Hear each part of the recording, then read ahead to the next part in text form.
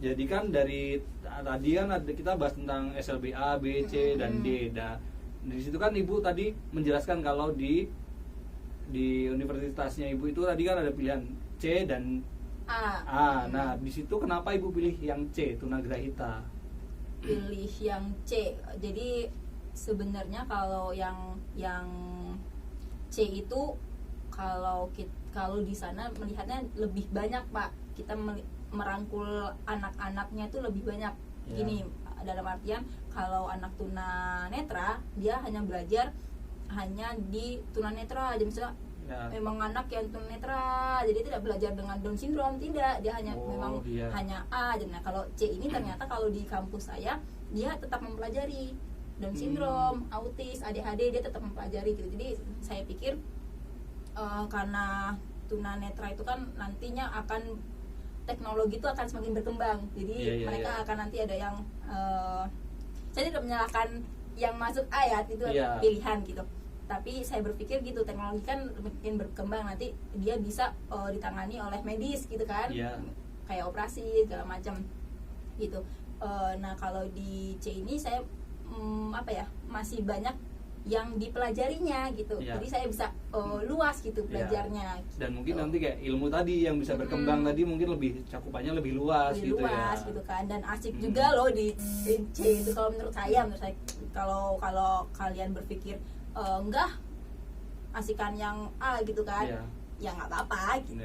Tapi menurut Ibu kan itu lebih asik yang C, jadi balik lagi ke setiap pilihan orang-orang tersebut. Makanya tadi itu kita harus lihat ini gimana sih belajarnya, apa sih anak tunanetra, apa sih anak tunarungu gitu. Makanya nanti kita akan saya sisir yang ini lebih seret lah yang mana.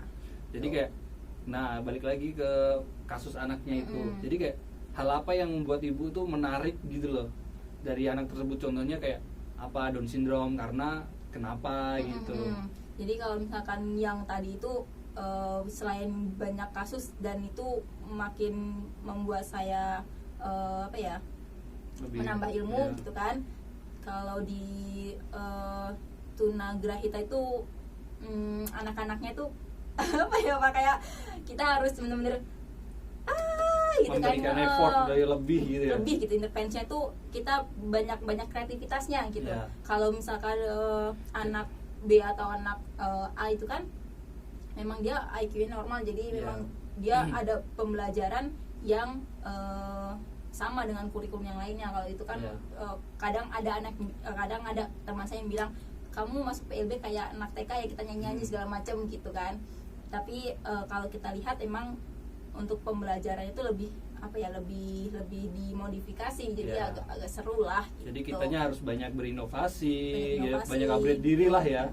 Tapi tujuan saya tadi itu kalau di C karena memang saya pengennya mempelajari semuanya gitu, semua hal saya rangkul, karena kalau nanti di lapangan kan di lapangan kita menemukan banyak kasus ya, tidak hanya satu kategori saja gitu. Jadi ketika memang di lapangan ketemu anak ini oh iya nih saya pernah nih gitu, pernah mempelajari gitu kan. Terus kalau kesulitan dalam menangani kasus itu, pernah nggak sih setiap kita mengalami kesulitan? Kesulitannya banyak banget Pak, apalagi nih kalau tunagrahita itu kan tadi mengurus. Ya, kalau di tunagrahita itu pembelajarannya ada menolong, mengurus sama merawat diri gitu. Jadi memang kalau di anak bulan khusus itu ada beberapa hal yang dikategorikan, misalkan kayak tunagrahita.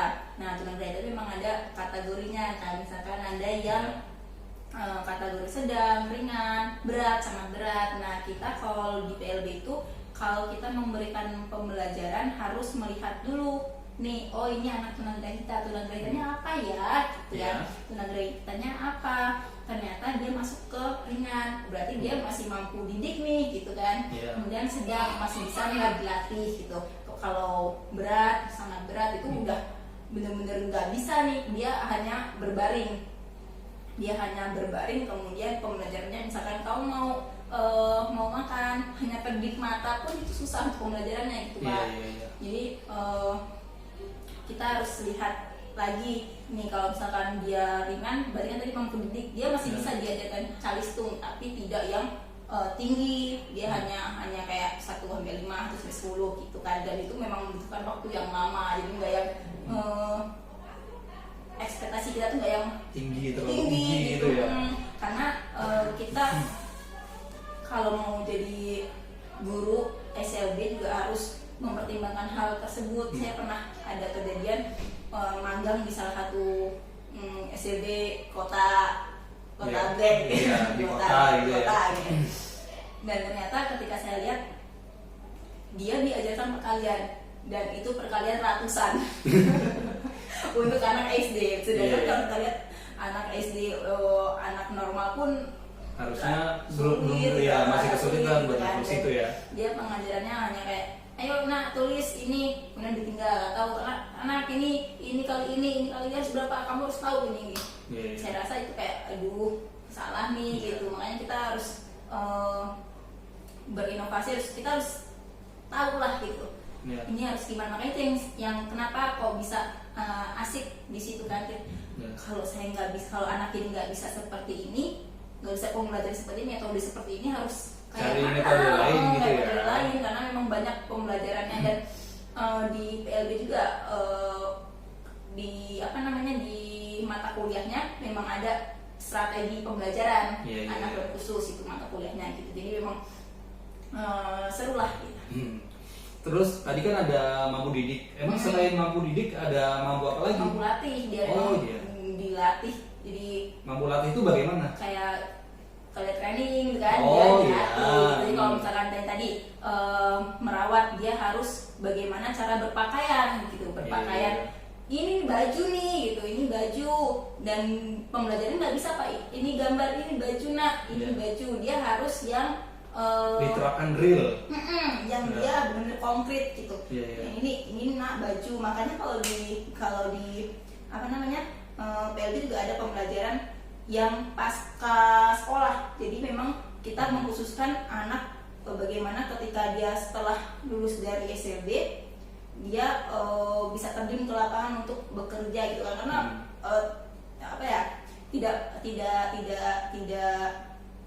tidak harus sudah selesai sekolah kemudian di rumah aja kan, nggak mungkin. Dia memang harus bekerja nggak, tapi bekerjanya beda dengan kita kan. Misalkan dia yang mengangkut galon, atau dia membereskan sesuatu, atau apalah seperti yang sederhana dengan pembelajaran. Misalkan ini tentang masak, kita bawanya ke dapur Pak, benar-benar ke dapur. Karena kalau kita lihat ini gambar panci gitu, oh panci kecil ya Bu ya gitu, panci kecil, enggak sih, panci nggak kecil gitu. Ini kita ke dapur ini, atau nanti bilang ke mama waktu di sekolah, bilang mama besok bawa panci nih, panci. Atau jadi benar realnya juga gitu ya. Memang sekolah yang menyediakan, biasanya kalau misalkan sekolah SLB karena dia udah paham ya bagaimana anak-anaknya, dia akan menyediakan berbagai fasilitas yang memadai gitu. Kemudian ada tadi sudah merawat, sekarang menolong diri itu kayak nah kalau ada ular kita harus lari nih gitu. Nah ada ular tuh di situ, kita jangan diem aja gitu kan. Kita itu menolong diri dia sendiri gitu loh. Kemudian ada merawat, menolong, mengurus ya. Mengurus gimana caranya. Nah kalau kita makan coklat harus disikat, setelah itu sikat gigi ya gitu. Atau kita mau tidur sikat gigi ya, atau mandi pagi sore itu sikat gigi. Terus kita dari luar ya mandi gitu. Memang kita tuh hidup kalau bangun pagi ya mandi, sore ya mandi gitu. Memang dia jadi kayak sebab akibat gitu ya. Jadi kayak ketika kita mau ini supaya alasannya kayak gini, kayak kita jelasin alasannya juga gitu ya. Karena mereka nggak paham kan dia kenapa harus mandi sih. Kita mereka diajarkan merawat dirinya lah. Karena kan kalau nggak mandi ya sakit lah, banyak bakterinya gitu lah. Bakteri, selain itu bisa bau badan gitu ya. Jadi memang pembelajarannya unik sih Pak kalau menurut saya. Banyak gitu. Ya elah ngapain sih harus diajarin kayak gitu gitu kan. Tetapi ya nggak bisa, ini kalau nggak diajarin ya nggak akan bisa. Misalkan ada yang lagi udah balik gitu kan, kita harus ini nggak jorok ya, tapi memang pembelajaran seperti itu gitu.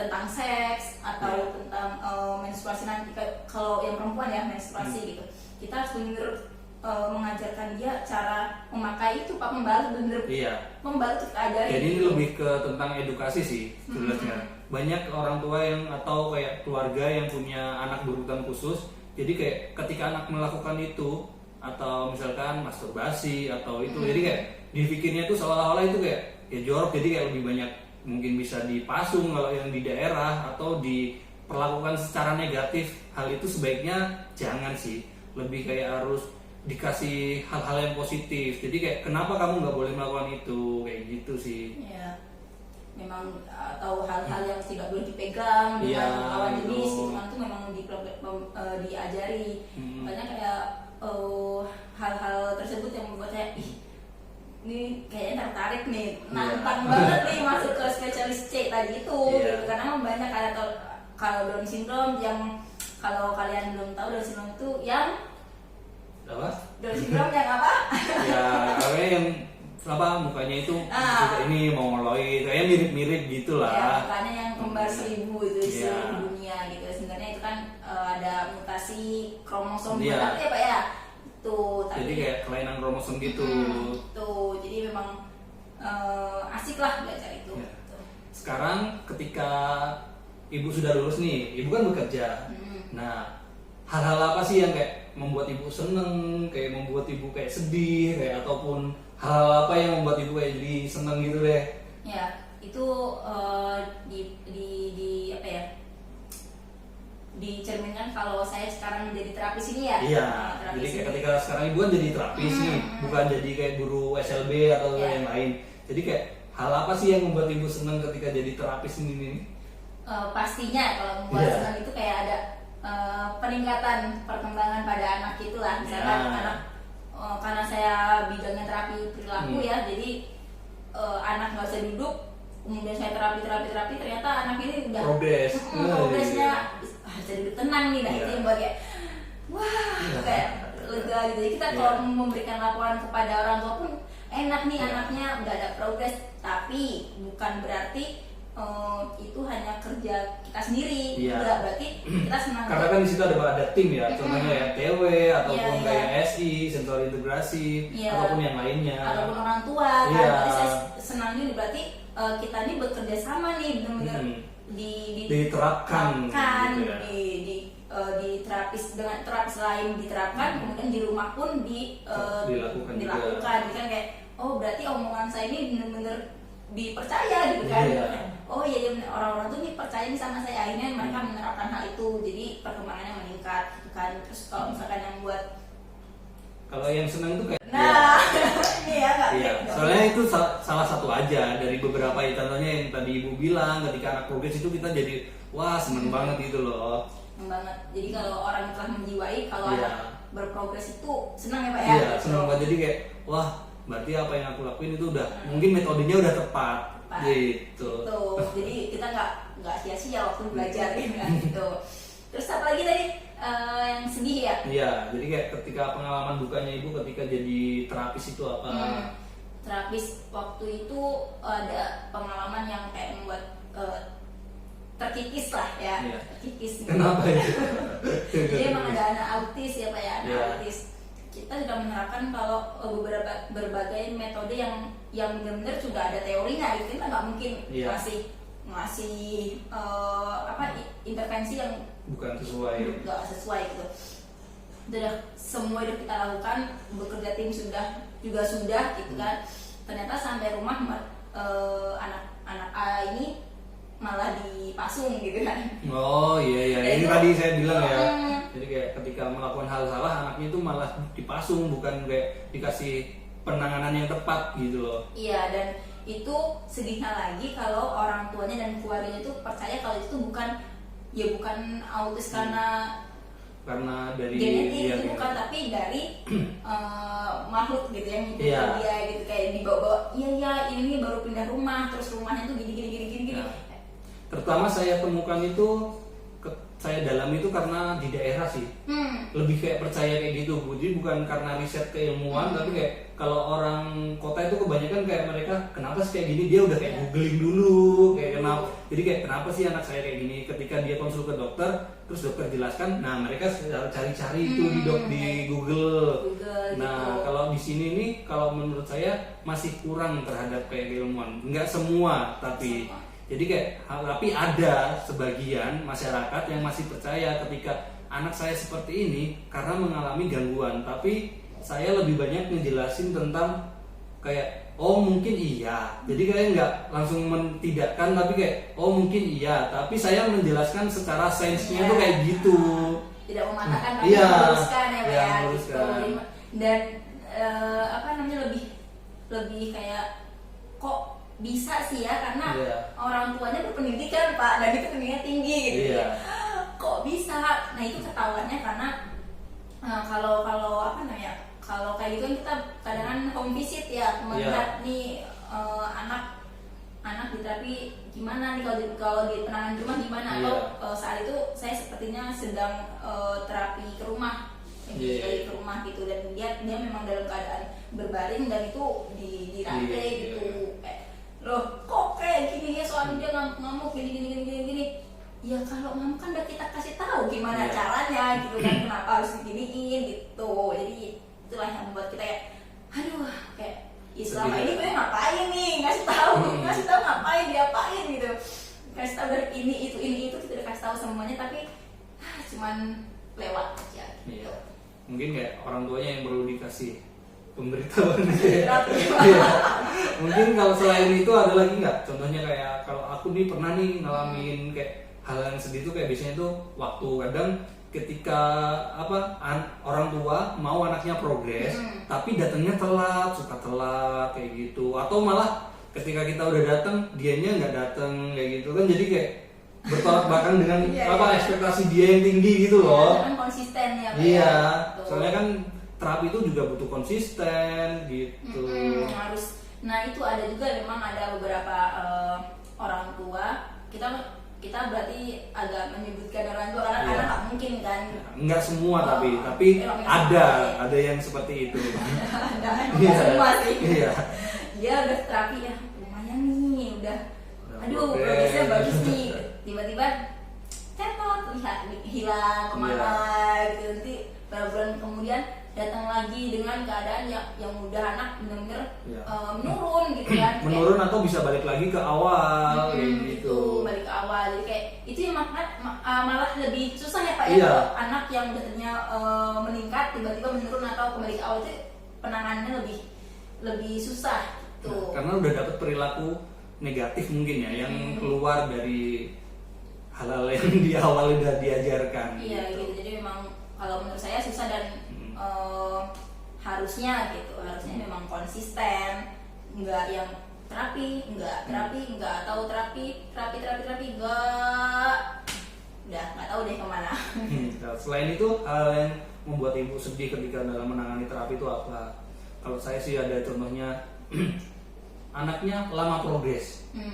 Itu kayak aku jadi kayak ini loh, kayak introspeksi apa penanganan kurang tepat. Jadi kayak saya juga ngerasa sedih atau kayak mungkin harus hal apa yang perlu saya inovasi atau perbaiki gitu loh. Kalau ingat dengar cerita ini jadi teringat suatu kasus yang membuat saya sedikit jadi curhat gitu ke teman-teman gitu. Kayak kok bisa, jadi orang tuanya kayak yang ini sama terapis ini nggak nangis, tapi sama saya karena sama itu kenapa nangis gitu kan. Itu ada juga kan. Pasti ada juga kayak gitu. Sama terapis A nggak nangis, tapi sama terapis B nangis gitu. Atau kenapa sama ini progres atau sama yang B nggak progres, kenapa gitu. Dan bahkan ada yang terapi orang tua yang bilang nggak ngapa-ngapain gitu. Kan ada cerita dari teman saya, orang tuanya masuk loh Pak ke ruangan gitu, biar tahu nih nggak dia apa-apain anaknya gitu. Anaknya aja yang nangis gitu kan. Itu kayak buat ya nggak dipercaya nih gitu. Padahal hal itu bagian dari terapis itu sendiri. Contohnya kayak ketika anak itu nangis ya mungkin dia sedang adaptasi, atau kayak mungkin dia salah satu itu perilakunya dia supaya menolak hal tersebut kayak gitu. Tapi memang kalau kita udah yakin memang metode yang kita berikan itu udah pantas, maksudnya udah baik nih. Ada juga yang kadang kita tidak yakin, oh iya memang kitanya deh kayaknya yang belum evaluasi diri, belum tahu nih, belum masuk ke anaknya mau dikasih apa, memang metode yang pas tuh apa gitu. Memang ada sih gitu. Iya, ada sebagian mungkin atau beberapa terapis yang kayak kurang mengupgrade diri. Jadi kayak ketika saya menerapkan itu nggak berhasil, kayak coba saya cari yang lain, kadang masih belum naik juga. Mungkin ada salah di anak juga, atau IQ-nya di bawah rata-rata, atau kayak kitanya kurang berinovasi lagi dalam memberikan materi terapi. Iya, jadi nggak semua orang tua yang kayak menyalahkan terapi, jadi memang terapisnya yang harus tahu diri. Iya. Kurang lebih seperti Karena itu saya ya. gitu Pak, kalau misalkan anak nangis, di kamu nangis nggak gitu, enggak, saya sedang berarti gitu kan. Jadi memang banyak sadar, tapi kalau misalkan nangis juga, oh memang berarti saya udah banyak metode saya lakukan kok gitu. Memang berarti belum aja gitu, belum berkembang aja.